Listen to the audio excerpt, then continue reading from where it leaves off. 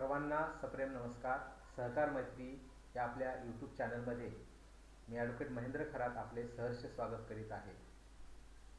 मित्र हो, नागरी पतसंस्था, ग्रामीण बिगर शेती पतसंस्था आणि वेतनदारांच्या पतसंस्था या पतसंस्थांच्या बाबतीमध्ये ताळेबंदाच्या विश्लेषणासंबंधी आपण दीर्घ पद्धतीने आपल्याला एकूण 30 व्हिडिओ फक्त नागरी पतसंस्था, ग्रामीण बिगर शेती पतसंस्था आणि वेतनदारांच्या पतसंस्था संबंधी दिलेले आहेत. त्याच पद्धतीनं बऱ्याच आपल्या सहकाऱ्यांची ही मागणी आहे की सर रेशो ॲनालिसिस काय जे असतं, विविध प्रमाणके, तर ती आम्हाला एकदा व्हिडिओच्या माध्यमातून सांगा. आणि त्यामुळं आपल्या मागणीनुसार नागरी पतसंस्था, ग्रामीण बिगर शेती पतसंस्था आणि वेतनदारांच्या पतसंस्था यांना जी विविध प्रमाणकं असतात, त्याला आपण म्हणतो रेशो ॲनालिसिस, ते कसं असतं आणि त्यासंबंधी आपण हा व्हिडिओ तयार केलेला आहे.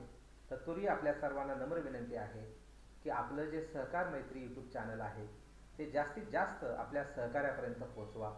मग ते अधिकारी असतील, पदाधिकारी असतील, संचालक असतील किंवा सहकार चळवळीबद्दल पतसंस्थांमध्ये सभासदांना त्यामध्ये काही आवड असेल तर सर्व लोकांपर्यंत आपलं हे चॅनल जाईल. यासाठी आपण सर्वतोपरी मला सहकार्य करावं असं मी आपल्याला नम्र विनंती करतो.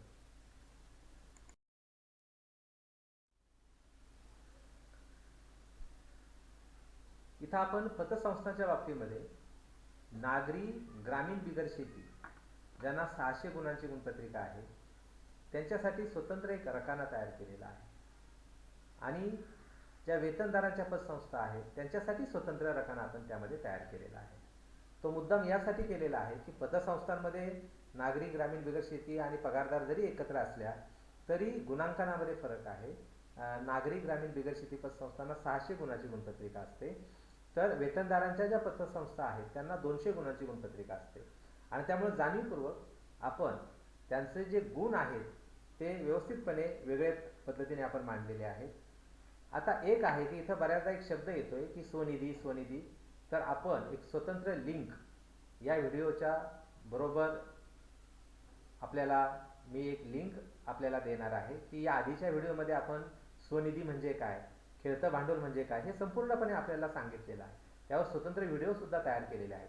मात्र आपल्याला सोपं जावं की स्वनिधी हा आपल्या संस्थेच्या दृष्टीनं खूप महत्त्वाचा विषय असतो आणि त्यामुळं जाणीवपूर्वक तुम्हाला स्वनिधी म्हणजे काय याची लिंक जी आहे ती मी आपल्याला ह्या व्हिडिओसोबत मी देणार आहे. तर पहिला मुद्दा आहे गतवर्षीय तुलनेमध्ये स्वनिधीमध्ये किती वाढ झाली. म्हणजे गेल्या वर्षी 100 रुपये असेल 2020ला 31/20ला आणि 2021ला 31/21ला तर जर 120 रुपये असेल तर वाढ किती झाली, 20 रुपये वाढ झाली. अशाच पद्धतीनं इथं गेल्या वर्षीच्या तुलनेमध्ये संस्थेच्या स्वनिधीमध्ये 7.5% वाढ झाली पाहिजे. 7.5% जी वाढ आहे तर यासाठी जी नागरी, ग्रामीण बिगर शेती पतसंस्था आहेत त्यांना 20 गुण आहेत आणि ज्या वेतनदारांच्या पतसंस्था आहेत त्यांना सुद्धा गतवर्षीच्या तुलनेत स्वनिधीमध्ये 7.5% वाढ झाली पाहिजे, त्यांना सुद्धा 20 गुण दिलेले आहेत. म्हणजे हा एक मुद्दा आहे की जरी 600 आणि 200 गुणांच्या गुणपत्रिका वेगवेगळ्या असल्या तरी या मुद्द्याला मात्र स्वनिधीतील वाढ ती किमान 7.5% झाली पाहिजे आणि यासाठी नागरी पतसंस्था किंवा ग्रामीण बिगर शेती पतसंस्था आणि वेतनदारांच्या पतसंस्था यांना समान गुण 20-20 गुण त्यामध्ये दिलेले आहेत. आता पुढचा मुद्दा जो आहे, दुसरा मुद्दा, तो अवर्ग सभासदामध्ये झालेली वाढ. पहिली गोष्ट म्हणजे आता आपल्याला नियामक मंडळ आलेलं आहे. नियामक मंडळाने आपल्याला स्पष्ट सूचना केलेली आहे की बिगर सभासदांशी कुठलाही ठेवीचा, कर्जाचा कुठलाच व्यवहार करायचा नाहीये. मग इथं अवर्ग सभासद हे सगळेच आहेत, पण तरीही आपली जी गुणपत्रिका आहे तर नागरी आणि ग्रामीणमध्ये आपण जर पाहिलं तर त्या 600 गुणापैकी जी आपण गुणपत्रिका पाहिली तर अवर्ग सभासद वाढीचा वेग हा 5% पेक्षा जास्त असावा. म्हणजे किमान गेल्या वर्षीच्या तुलनेत 5% जास्त अवर्ग सभासद झालेले असले पाहिजे. इथं 10 गुण दिलेले आहेत. मात्र पगारदाराला हा मुद्दाच लागू नाहीये. पगारदारामध्ये आपल्याला माहिती आहे कायमस्वरूपी सेवक असतो आणि तो सुरुवातीलाच आपला सभासद होतो आणि त्यामुळं पगारदाराच्या बाबतीमध्ये किंवा वेतनदारांच्या संस्थांमध्ये हा मुद्दा लागू नाहीये आणि तशा पद्धतीने त्याला गुण पण दिलेले नाहीये. तर दुसरा मुद्दा आहे की तिसरा मुद्दा आहे स्वनिधीचे खेळत्या भांडवलाशी प्रमाण. स्वनिधी म्हणजे काय, तर आपण यासोबत लिंक दिलेली आहे. साधारणपणे वसूल भाग भांडवल, राखीव निधी, इमारत निधी, लाभांश समीकरण निधी, गुंतवणूक चढ उतार निधी, नफा विभागातून काढलेला मात्र बाह्य देयता नसलेला निधी, उदाहरणार्थ रौप्य महोत्सव निधी अधिक नफा, हे जे स्वनिधीचं सूत्र आहे. तर स्वनिधी भागिले काय म्हटले त्यांनी, स्वनिधीचे खेळत्या भांडवलाशी प्रमाण. आता खेळतं भांडवल म्हणजे काय, तर ताळेबंदाची बेरीज वजा तोटा किंवा ताळेबंदाच्या दोन्ही बाजूला एखादी रक्कम जर एकसारखी आलेली असेल, उदाहरणार्थ थकव्यास तरतूद, बऱ्याचदा हे लोक जमा खर्च करतात, तर ताळेबंदाच्या दोन्ही बाजूला एकसारखी ती रक्कम येते. सोप्या भाषेमध्ये बऱ्याच संस्था ही थकव्यास तरतूद वगैरे करत नाही, कारण ते ॲक्च्युअल कर्जावरचं व्याज वसूल पण नसतं. स्वनिधीचे खेळत्या भांडवलाशी प्रमाण 5% पेक्षा जास्त असावे. स्वनिधी भागिले खेळते भांडवल गुणिले 100. खेळते भांडवल म्हणजे ताळेबंदाची बेरीज वजा तोटा. आता इथं त्याचं प्रमाण नागरी किंवा ग्रामीणला 5% असलं पाहिजे. त्याला खूप मोठे गुण दिलेले आहेत. म्हणजे 60 गुण हे खूप महत्त्वाचे गुण आहेत. 600 पैकी 60 गुण म्हणजे स्वनिधीला खूप महत्त्व दिलेलं आहे. आणि वेतनदारांच्या बाबतीमध्ये मात्र स्वनिधीचे खेळत्या भांडवलाचे प्रमाण हे जास्त असलं पाहिजे आणि त्यासाठी जाणीवपूर्वक वेतनदारांच्या बाबतीमध्ये, कारण स्वनिधी ज्याला आपण खेळतं भांडवल म्हणतो किंवा त्याला आपण वसूल भाग भांडवल म्हणतो, ते पगारदाराला भरपूर प्रमाणात मिळतं. कारण दर महिन्याची जी वर्गणी असते, आपण जी वसूल करतो आपल्या कायमस्वरूपी ज्या नोकरदार असतात त्यांच्याकडून, सभासदांकडून, तर त्यांच्याकडून आपल्याला ते खेळतं वसूल भाग भांडवल मिळत असतं. तसं इकडं नसतं नागरी किंवा ग्रामीणला, कारण कर्ज मंजूर केलं तरच त्यांना ते वसूल भाग भांडवल किंवा शेअर्स मिळत असतात. आणि त्यामुळं वेतनदारांच्या बाबतीमध्ये थोडंसं ते प्रमाण जास्त आहे. आणि मग स्वनिधी खेळत्या भांडवलाच्या प्रमाणात वेतनदारांची जर संस्था असेल तर ते कमीत कमी 10% पेक्षा जास्त असलं पाहिजे. आणि त्याला मार्क किंवा गुण जे आहे ते फक्त 10 दिलेले आहे, कारण त्यांची गुणपत्रिकाच 200 गुणांची आहे.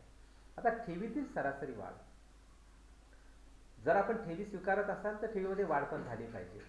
आणि त्यामुळं गेल्या वर्षीच्या तुलनेत यावर्षी म्हणजे 31/3/20ला जर 100 रुपये असेल तर यावर्षी 31/3/21ला किमान 115 रुपये असावं.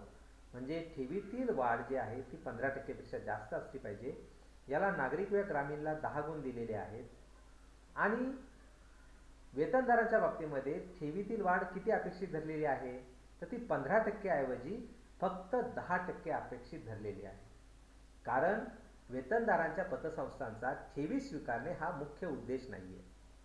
जसं आपण नागरी किंवा ग्रामीण पतसंस्थांचा ठेवी स्वीकारणं हा एक महत्त्वाचा उद्देश असतो, कारण ते बँकिंग व्यवहार करतात, तसं वेतनदारांच्या बाबतीमध्ये त्यांना शेअर्स मिळत असतात दर महिन्याला आणि मंजूर कर्जातून तर मिळतातच. आणि त्यामुळं इथं जर आपण पाहिलं तर ठेवीतील सरासरी वाढ वेतनदारांच्या पतसंस्थांच्या बाबतीत थोडीशी कमी आहे, ती 10% असली पाहिजे. आणि मग 200 गुणांची गुणपत्रिका असल्यामुळे त्यांना गुणसुद्धा 5च दिलेले आहे. मुदत ठेवीचे एकूण ठेवीचे प्रमाण. आता या मुद्द्यामध्ये असं गृहीत धरलेले आहे की 100 रुपये जर एकूण ठेव असेल तर 70% मुदत ठेव ठीक आहे, पण सर्वसामान्य लोकांशी आपण व्यवहार करावा, दुर्बल घटक असतील, मध्यमवर्गीय असतील, तर हे जे लोक कष्टकरी लोक आहेत यांच्या बचत ठेवी आपल्याकडे आल्या पाहिजे किंवा दैनंदिन बचत ठेवी आपल्याकडे आल्या पाहिजेत. आणि त्यामुळं आपल्या गुणपत्रिकेमध्ये जर आपण पाहिलं तर नागरी किंवा ग्रामीण बिगर शेती पतसंस्था जी 600 गुणांची गुणपत्रिका आहे त्यामध्ये मुद्दाम असं म्हटलेलं आहे की एकूण ठेवीमध्ये 70% मुदत ठेव असावी आणि 30% बचत ठेव असावी. म्हणजे बचत ठेवीच्या वाढीला नागरी किंवा ग्रामीण बिगर शेती पतसंस्थाने प्राधान्य दिलं पाहिजे. फक्त जादा व्याजदराच्या ठेवी स्वीकारू नये, तर छोट्या छोट्या लोकांशी सुद्धा, दुर्बल घटकांशी सुद्धा व्यवहार केला पाहिजे, मध्यमवर्गीयांशी सुद्धा व्यवहार केला पाहिजे. आणि यासाठी 30% बचत ठेव ही अपेक्षित धरलेली आहे गुणपत्रिकेमध्ये. आणि 600 गुणांपैकी या मुद्द्याला 20 गुण म्हणजे मोठे गुण त्यामध्ये दिलेले आहेत. आता हा जो मुद्दा आहे की मुदत ठेवीचे एकूण ठेवीचे प्रमाण 70% मुदत ठेव, 30% बचत ठेव, हा मात्र नागरी पतसंस्थांना लागू नाहीये, वेतनदारांच्या पतसंस्थांना लागू नाहीये. आता वेतनदारांच्या पतसंस्थांना का लागू नाहीये, तर वेतनदाराच्या पतसंस्थेचा तो मुख्य उद्देश नाहीये. मात्र जरी आपल्याला त्यामध्ये गुण नसले तरी आपण वेतनदाराच्या पतसंस्थांनी सुद्धा थोडंसं हे पाहिलं पाहिजे की बचत ठेवी म्हणजे कमी व्याजदराच्या ठेवी हे आपल्याला फार उपयोगी पडतात. मात्र रोजच्या रोज आपल्याला सभासद भेटत नसतात, त्यामुळं आपण मुदत ठेवी ह्याच घेत असतो. आणि ठीक आहे, त्याला आपल्याला गुण पण दिलेले नाही आहेत आणि त्यामुळं तो मुद्दा जो आहे 70% आणि 30% तो वेतनदारांच्या पतसंस्थांना अजिबात लागू नाही आहे आणि त्याला गुण पण दिलेले नाही आहेत. आता कर्जाचे ठेवीशी प्रमाण, त्याला आपण CD रेशो म्हणतो. आता CD रेशोच्या बाबतीमध्ये फक्त कोविड या 20-21 वर्षासाठी CD रेशो जो आहे तो 60% असला तरी चालेल, म्हणजे 60% असला तरी चालेल, असं नुकतंच परिपत्रक माननीय सहकार आयुक्त निबंधक सहकारी संस्था महाराष्ट्र राज्य पुणे यांनी आपल्याला दिलेलं आहे. मात्र सर्वसाधारण दरवर्षी आपण काय पाहतो, तर कर्जाचे ठेवीशी प्रमाण जे आहे ते 65% असले पाहिजे. आपल्या गुणपत्रिकेमध्ये पण तेच आहे. पण फक्त 20-21 या कोविड महामारीच्या वर्षासाठी मान्य सहकार आयुक्तांनी जरी एखाद्या नागरी किंवा ग्रामीण बिगर शेती पतसंस्थेला त्यांचा CD रेशो 60% असला तरी सन्माननीय आपल्या लेखापरीक्षकांनी त्यांना 40 गुण हे दिले पाहिजेत, म्हणजे 5%नी CD रेशो फक्त एका वर्षासाठी कमी केलेला आहे. आता CD रेशो हा जो मुद्दा आहे तो वेतनदारांच्या पतसंस्थेमध्ये सुद्धा तशाच पद्धतीने लागू आहे की CD रेशो हा फक्त 20-21 साठी 60% आणि इतर बाबतीमध्ये जनरली 65% असावा. आता इथं वेतनदाराच्या पतसंस्थांना गुण दिलेले नाही, मग CD रेशो पाहायचाच नाही का? असं नाहीये की जर आपण लोकांच्या ठेवी स्वीकारत असाल तर आपल्याला CD रेशोची माहिती ही सहकार खात्यालाही द्यावी लागेल आणि लेखापरीक्षकांनाही आपल्याला ती पुरवावी लागेल. आणि त्यामुळं जरी CD रेशोला वेतनदाराच्या पतसंस्थांना 200 गुणापैकी गुण दिलेले नसले तरी CD रेशोचं जे सूत्र आहे, उदाहरणार्थ येणे कर्ज वजा कर्ज वाटपासाठी उपलब्ध स्वनिधी भागिले ठेवी गुणिले 100. आता इथं सुद्धा फरक लक्षात घ्या की CD रेशोमध्ये काय शब्द आलाय, येणे कर्ज वजा कर्ज वाटपासाठी उपलब्ध स्वनिधी. म्हणजे आपण जो 1 नंबरला स्वनिधी म्हणतो तो इथं नाहीये. म्हणजे स्वनिधी जर 100 रुपये असेल तर त्यातले सगळे पैसे कर्ज वाटायला उपलब्ध नाहीयेत. त्या 100 रुपयापैकी फक्त 60 रुपये कर्ज वाटायला उपलब्ध आहेत. तर त्यातून काय काय वजा करतो आपण, भागाची गुंतवणूक, त्यानंतर भाग म्हणजे काय की इतर संस्थांचे बँकांचे आपण सभासद झालेले असतो, ती भागाची गुंतवणूक आपण यातून वजा करतो. त्यानंतर राखीव निधीची गुंतवणूक वजा करतो. त्यानंतर मालमत्ता जी आहे चल किंवा अचल संपत्ती ताळेबंदाच्या येणे बाजूला तीही रक्कम वजा करतो. आणि त्यामुळं CD रेशोमध्ये जो कर्जासाठी उपलब्ध स्वनिधी आहे तो वेगळा आहे आणि नुसता स्वनिधी वेगळा आहे. बऱ्याचदा काय होतं की CD रेशोमध्ये आपण योग्य रक्कम ही कर्जासाठी उपलब्ध स्वनिधीची रक्कम आपण धरत नाही, आपण डायरेक्ट जो स्वनिधी आहे तेवढा संपूर्ण त्यामध्ये घेतो आणि त्यामुळे संस्था अडचणीत येतात. तर ती काळजी आपण त्यामध्ये घ्या. या आधीच्या व्हिडिओमध्ये सुद्धा आपण याच्यातला संपूर्ण फरक आपल्याला सांगितलेला आहे. आपल्याला वाटलं तर त्यामध्ये आपण ते पाहू शकता. CD रेशो सारखा आपला स्वतंत्र एक व्हिडिओ याआधी बनलेला आहे आणि त्यामुळं त्याचा आपण यामध्ये थोडासा सपोर्ट किंवा सहकार्य घेऊ शकता. कर्जाचे ठेवीशी प्रमाण हे वेतनदारांच्या बाबतीमध्ये गुण नाही आहेत, मात्र ते प्रमाण आपण जपायचं आहे, कारण ती माहिती आपल्याला सन्मानित निबंधकांना ही द्यावी लागते.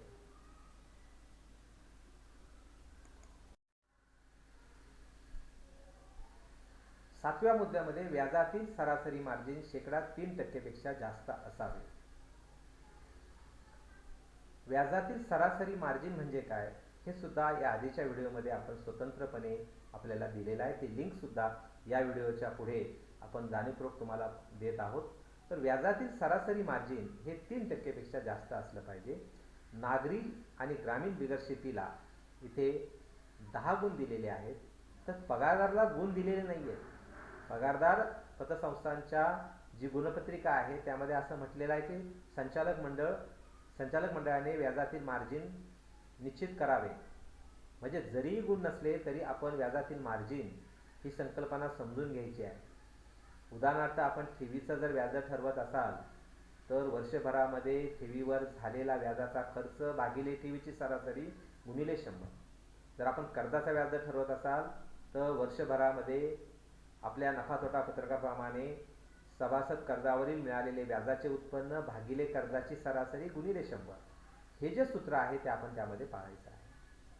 त्यानंतर रोखता आणि तरलता हे आपल्यासाठी खूप महत्त्वाचं आहे आणि नुकतंच आपल्याला मान्य सहकार आयुक्तांनी परिपत्रक दिलेलं आहे की आणि नियामक मंडळानं आपल्याला इथं विस्तृतपणे सूचना दिल्यात की दर तिमाहीला आपला CRR, तर आपण कॅश रिझर्व्ह रेशो म्हणतो, त्याला रोखता आपण म्हणतो, आणि SLR, त्याला आपण म्हणतो स्टॅट्युटरी लिक्विडिटी रेशो. तर SLR जी आहे ती माहिती दर तिमाहीला शेवटच्या आठवड्यामध्ये किंवा पहिल्या 10 तारखेच्या आत आपल्याला ती मान्य निबंधक कार्यालयाला द्यायची आहे. आता इथं रोखता जे आहे ते आपल्या गुणपत्रिकेमध्ये 3% जरी असली तरी नुकतंच जे नियामक मंडळ आहे त्याने आपल्याला एक सवलत त्यामध्ये दिलेली 1%. तर रोखता याचा अर्थ एकूण ठेवी ताळेबंदाच्या देणे बाजूला 100 रुपये असतील तर त्यातला किमान 1 रुपया, किमान 1% रक्कम ही आपण आपल्या रोख खात्यामध्ये आणि बँकेमध्ये जे बचत किंवा चालू ठेव खातं उघडलेलं आहे तिथं ठेवली पाहिजे. त्याला आपण म्हणतो डिमांड डिपॉझिट. म्हणजे एखादा व्यक्ती पैसा मागत असेल, त्याचे पैसे मागत असतील ठेवीवरचे, तर ते तात्काळ आपल्याला देता यावेत यासाठी रिझर्व्ह बँकेचं जे धोरण आहे, बँकिंग रेग्युलेशन ॲक्ट 1949 मध्ये कलम 18 हे आपल्या पतसंस्थांना लागू होते. कायदेशीर तरलतेमध्ये जर आपण पाहिलं तर त्यामध्ये 25% जरी असलं तरी नुकतंच नियामक मंडळानं तिथं आपल्याला 2%ची सवलत दिलेली आहे. आणि कायदेशीर तरलता, त्या आपण स्टॅट्युटरी लिक्विडिटी रेशो म्हणतो किंवा SLR म्हणतो, तर तो 23% असला पाहिजे. पण 23 ते 25% आपण गृहीत धरलं पाहिजे. ताळेबंदाच्या देणे बाजूला जर 100 रुपये असेल तर त्यातले कमीत कमी 23 ते 25 रुपये आपण स्वतंत्रपणे बँकांमध्ये मुदत ठेवीमध्ये गुंतवले पाहिजेत. त्याला आपण टाईम डिपॉझिट म्हणतो. कारण अचानक जर एखादा व्यक्ती पैसे मागायला आला मुदत ठेवीचे, तर आपल्याला ते देता यावेत यासाठी ठेवी जरी आपण 100 रुपये घेतल्या तरी सगळ्या ठेवी आपल्याला कर्ज वाटायला उपलब्ध नाही आहेत. तर ही जी रक्कम आहे 25% रक्कम ही आपण स्वतंत्रपणे बँकेमध्ये मुदत ठेवीमध्ये ठेवायची आहे. यासाठी नागरी आणि ग्रामीण बिगरशेती पतसंस्थांना जे गुण आहेत ते खूप महत्त्वाचे गुण आहेत. ते 40 गुण त्यामध्ये दिलेले आहेत. आणि पगारदारांच्या बाबतीमध्ये फक्त कायदेशीर तरलता SLR एवढाच गृहीत धरलेला आहे. आणि कायदेशीर तरलता आपल्या गुणपत्रिकेप्रमाणे 35% असावी असं त्यामध्ये म्हटलेलं आहे. आणि त्याला 10 गुण दिलेले आहेत. आता असं जरी असलं तर नियामक मंडळाने जे आपल्या नवीन सूचना केलेल्या आहेत 1% आणि 23%, तर त्याचं पालन हे पगारदार पतसंस्थांनी सुद्धा करायचं आहे. यानंतर नफ्याचे स्वनिधीशी प्रमाण 10%पेक्षा जास्त असावे. नफा भागिले स्वनिधी गुणिले 100. यासाठी नागरिक किंवा ग्रामीण बिगरशेती पतसंस्थांना जे मार्क दिलेले आहेत ते 40 गुण दिलेले आहेत. वेतनदारांना ते गुण नाही आहेत. मात्र वेतनदारांनी सुद्धा तशा पद्धतीनं जे प्रमाण नागरी पतसंस्थांना आहे ते जपायचं आहे. नफ्याचे विविध भांडवली निधीमध्ये गुंतवणूक केलेली आहे काय, आणि त्यासाठी 75% जास्त आपण गुंतवणूक करावी. म्हणजे 100 रुपये नफा झाला तर 75% रक्कम 75 रुपये आपल्याला विविध प्रकारच्या नफा विभागणीमध्ये गुंतवायचे आहे. म्हणजे नफ्यातून आपण निधी वेगळे काढायचे आहेत. उदाहरणार्थ राखीव निधी, इमारत निधी, लाभांश समीकरण, गुंतवणूक चढ-उतार हे जे निधी आहेत ते आपण वेगळे काढायचे आहेत. तात्पर्य असं की इतर कंपन्यांप्रमाणे किंवा जे भांडवलदार संस्था असतात त्यांच्याप्रमाणे आपल्याला करता येत नाही. तर आपल्याला सहकारामध्ये एक सूचना केलेली आहे की 100 रुपये नफा झाला तर 75% रक्कम ही आपण विविध प्रकारच्या निधीमध्ये ठेवली पाहिजे. आणि त्यासाठी हे 10 गुण दिलेले आहेत. पगारदाराला हा मुद्दा अजिबात लागू नाही आहे. त्यानंतर व्यवसायातील मात्र लागू जरी नसला तरी पगारदार पतसंस्थांनी सुद्धा स्वनिधी, यामध्ये राखीव निधी असेल, इमारत निधी असेल, ते आपल्याला उभारायचे आहेत. कारण लोकांच्या जर आपण ठेवी घेत असाल तर आपल्याला त्या आवश्यक निधी आहेत. त्यानंतर व्यवसायातील नफ्याचे सरासरी खेळत्या भांडवलाचे प्रमाण 1%पेक्षा जास्त असावे. हे जे प्रमाण आहे 1%पेक्षा जास्त असेल तर 10 गुण आपल्याला नागरिपत किंवा ग्रामीण बिगरशेतीला दिलेले आहेत. आता इथं वेतनदारांना ते गुण नसले तरी ते प्रमाण आपण जपायचं आहे. नफ्याचे कर्ज अधिक गुंतवणुकीचे प्रमाण, म्हणजे नफा भागिले ताळेबंदाच्या येणे बाजूचं येणे कर्ज अधिक केलेली गुंतवणूक त्याची बेरीज. तर नफा भागिले कर्ज अधिक गुंतवणूक गुणिले 100 हे प्रमाण 1.25%पेक्षा जास्त असावे. तर नागरी पतसंस्था आणि ग्रामीण बिगरशेती यांना 10 गुण त्यामध्ये दिलेले आहेत. पगारदार पतसंस्थांना, वेतनदारांच्या पतसंस्थांना या मुद्द्याला अजिबात गुण दिलेले नाहीत. त्यामुळे त्या मुद्द्याबाबत पगारदार पतसंस्थांनी गृहीत धरण्याचे काही कारण नाही आहे. पुढचा जो मुद्दा आहे व्यवस्थापन खर्चाचे सरासरी खेळत्या भांडवलाशी प्रमाण, म्हणजे संस्थेचा जो व्यवस्थापन खर्च आहे तो खर्च भागिले ताळेबंदाची जी बेरीज असते. आता इथं सरासरी शब्द म्हणजे काय की 12 महिन्याचा आपल्याला ताळेबंद काढावा लागेल आणि त्या प्रत्येक महिन्याची ताळेबंदाची जी बेरीज आहे ती बेरीज केली तर आपल्याला सरासरी मिळणार आहे.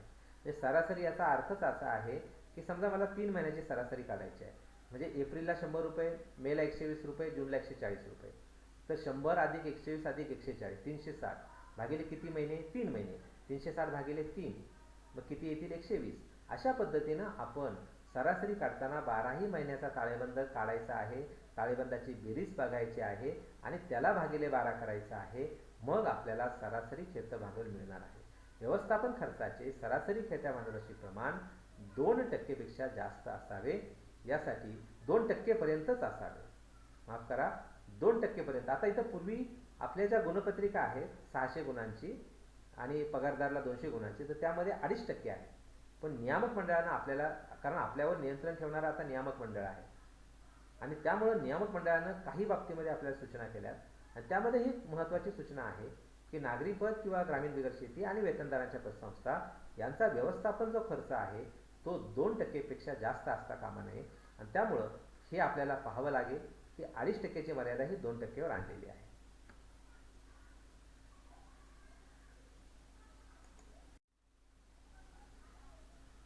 पंधराव्या क्रमांकामध्ये असं म्हटलेलं आहे की निव्वळ NPAचे येणे कर्जाशी प्रमाण 5% पर्यंत असावे.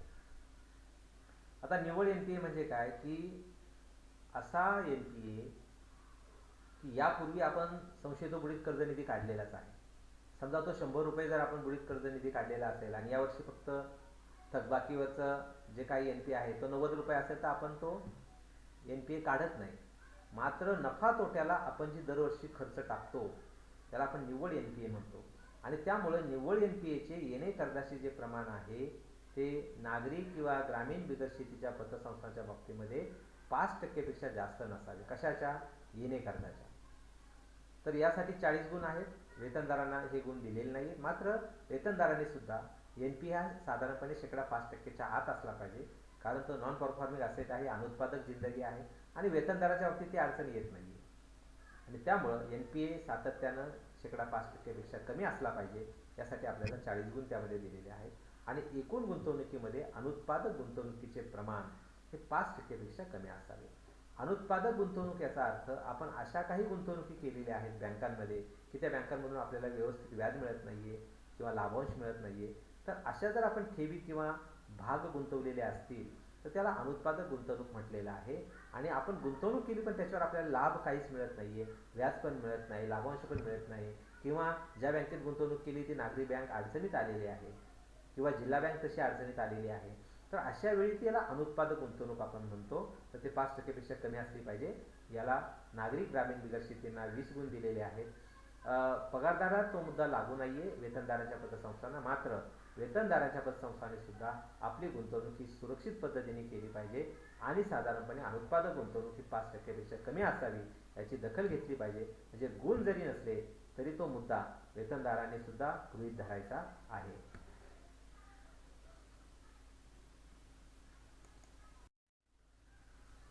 संस्थेचा जो ताळेबंद आहे त्या ताळेबंदामध्ये ताळेबंदाच्या 2 बाजू असतात, भांडवल देणी बाजू आणि जिंदगी येणी बाजू. आता त्याचं दक्षता प्रमाण हे नागरी पतसंस्था असो, ग्रामीण बिगर शेती असो किंवा पगारदार असो, साधारणपणे हे दक्षता प्रमाण आहे. काही काळजी करू नका. हे नागरी बँकांमध्ये सरासरी जे प्रमाण आहे ते आपण इथं गृहीत धरलेलं आहे. त्यामुळे त्याचं काही इकडं तिकडं त्या प्रमाणामध्ये झालं 1-2% तरी काही चिंता करण्याचं कारण नाहीये. मग हे का आपण शोधून काढलेलं आहे, तर ही ज्या सूचना रिझर्व्ह बँकेने वेळच्यावेळी केलेल्या आहेत बँकांना आणि आपणही तशा पद्धतीने आपले ताळेबंद किंवा तसे व्यवहार आपण करत असतो आणि त्यामुळं साधारण गणित असं असावं, सूत्र असं असावं म्हणून आपण ही सूत्र गृहीत धरतो आणि जे वैधानिक लेखापरीक्षक आहेत ते सुद्धा आपल्या लेखापरीक्षण अहवालामध्ये ही सूत्र मांडत असतात आणि त्यामुळे जाणीवपूर्वक तुम्हाला ती सूत्र मी दिलेली आहेत. सगळ्यात सुरुवातीला ताळेबंदाची जी एकूण बेरीज आहे ती बेरीज आपण हिशोबात घ्यायची आहे. आता ताळेबंदाची बेरीज समजा 100 रुपये असेल तर देणे बाजूच्या रकमांचं प्रमाण किती असावं? ताळेबंदाची बेरीज 100 रुपये असेल तर वसूल भागभांडवल 2 ते 4% असावे. राखीव निधी 4 ते 5% असावा. कशाच्या? ताळेबंदाच्या बेरजेच्या. त्यानंतर एकूण ठेवी 80 ते 85% असाव्यात. इतर देणी 2 ते 3% असावा आणि निव्वळ नफा जो आहे तो 1 ते 1.5% असावा. तर अशा पद्धतीने हे आदर्श प्रमाण आपल्याला बँकिंग सेक्टरमध्ये जे आहे तेच थोड्याफार प्रमाणामध्ये आपल्या पतसंस्थांनी जपायचं आहे.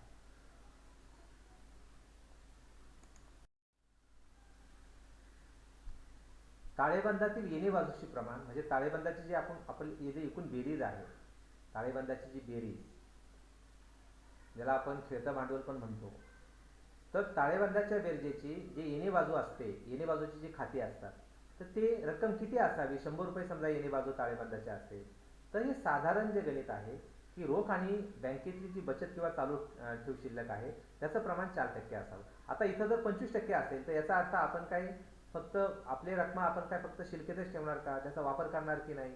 त्यासाठी ही सूत्र आपल्याला दिलेली आहे. त्यानंतर ताळेबंदाची बेरीज 100 रुपये असेल तर मुदत ठेवीत 25% गुंतवणूक असावी. म्हणजे काय की आपल्याला माहिती आहे CD रेशो, त्यामध्ये आपल्याला CD रेशोमध्ये किती पैसे वापरता येतात, किती रक्कम आपल्याला स्वतंत्र ठेवावी लागते. आणि ते प्रमाण हे आहे की ताळेबंदाची बेरीज 100 रुपये असेल तर किमान 25 रुपये किंवा 25% रक्कम आपली मुदत ठेवीत असली पाहिजे. त्यानंतर ताळेबंदाची बेरीज 100 रुपये असेल तर येणे कर्ज 60 ते 65% असलं पाहिजे. म्हणजे CD रेशो जो आपला आहे तो आपण इथं धरलेला आहे. आणि इतर येणी जी असतात किंवा इतर मालमत्ता त्याचं प्रमाण ताळेबंदाच्या बेरीजच्या 6% पेक्षा जास्त नसावं. आता इथं समजा 15% असेल आपली मालमत्ता, 15 रुपयाची मालमत्ता असेल तर ते गणित चुकीचं आहे. म्हणजे एवढी मालमत्ता आपण धारण केलेली आहे, मग तिथं आपल्याला एक संशय निर्माण होतो किंवा एवढ्या मोठ्या प्रमाणात आपण मालमत्ता का घेतलेली आहे, मालमत्तेमध्ये एवढी गुंतवणूक आपण का केलेली आहे. तर यासाठी ही प्रमाणता आपल्याला जपायची आहे. आणि शेवटचा जो मुद्दा आहे की आपला जो नफा तोटा पत्रक आहे त्या नफा तोटा पत्रकामध्ये जे खर्च बाजूचे उत्पन्नाशी प्रमाण हे आपण त्यामध्ये दिलेलं आहे. म्हणजे सोप्या भाषेमध्ये आपलं जे नफा तोटा पत्रक आहे त्यामध्ये जे खर्च असतात त्या खर्चाचं प्रमाण किती असावं. समजा आपला नफा तोटा पत्रक 100 रुपयाच्या बेरजेचं आहे. 100 रुपयापैकी समजा खर्च बाजू नफा तोटा पत्रकाची 100 रुपये आहे. मग त्यामध्ये सभासद ठेवीवर आपण किती खर्च करावा? 55% असला पाहिजे. 55चा जर 90% असेल तर मग सेवकांना किती देणार? 10% देणार का? आणि त्यामुळे हे सरासरी प्रमाण आपल्याला दिलेलं आहे की ज्या सभासदांच्या आपण ठेवी स्वीकारतो त्यावर व्याजाचा खर्च 55%च्या दरम्यान असावा. सेवकांचे पगारांना साधारणपणे पगार व भत्त्यांना 20% खर्च आपण व्हावा. व्यवस्थापन खर्च म्हणजे पगार वगळून स्टेशनरी, साधील, किरकोळ वगैरे हे जे इतर खर्च आहेत त्यांना 10% आपण खर्च करावा. आणि इतर ज्या खर्चाच्या देणे तरतुदी आहेत की ज्या आपल्याला तरतुदी म्हणून मालमत्ता कर असेल किंवा इतर देणे तरतुदी असतील, त्यामध्ये लेखापरीक्षण शुल्क आहे, तर दुरुस्ती खर्च असेल किंवा अनामत देणे जे काही देणे असतील, निवडणूक देणे असेल, प्रशिक्षण देणे असेल, तर असे ज्या देणे तरतुदी आहेत त्या ताळेबंदाची बेरीज 100 रुपये असेल तर साधारणपणे 5% त्या रकमे असाव्यात. आणि नफा जो आहे तो ताळेबंदाची नफा तोटा पत्रकाची जी बेरीज खर्च बाजूची 100 रुपये असेल तर जर नफा जो आहे तो 10 रुपये असावा. अशा पद्धतीने आपण जी अत्यंत आवश्यक आपल्याला आदर्श प्रमाणक आहेत रेशो ॲनालिसिस आपण त्यामध्ये घेतलेला आहे. धन्यवाद.